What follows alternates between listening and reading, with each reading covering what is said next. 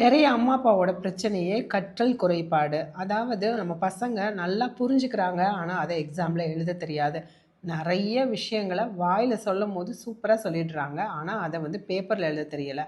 எல்லாமே படிச்சுட்டு தான் போகிறாங்க, ஆனால் அந்த குறிப்பிட்ட நேரத்துக்குள்ளே அவங்களால எழுத முடியலை. எல்லாத்தையும் அழகாக படித்தாலும் அதை அழகாக ஹெட்டிங் கொடுத்து ஒரு ஒழுக்கத்தோடு அவங்களுக்கு எழுத தெரியலை. ப்ரெசன்டேஷன் மிஸ் ஆகுது. இதனால் அவங்களுக்கு எக்ஸாமில் மார்க் ஸ்கோர் பண்ண முடியலை. அவங்க எவ்வளோ படித்தாலும் மறந்துடுறாங்க. எக்ஸாம் கொஷின் பேப்பரை பார்த்தோன்னே பிளாங்க் ஆகிடுறாங்க. படிக்க உட்காரும்பொழுது அவங்களுக்கு பயங்கர கவனச்சிதறல் வருது. எல்லாத்தையும் படித்தாலும் மொத்தமாக உட்கிரகிக்க தெரியலை. அந்த மொத்தமாக உட்கிரகிச்சதை மறுபடியும் பேப்பரில் எழுத தெரியலை.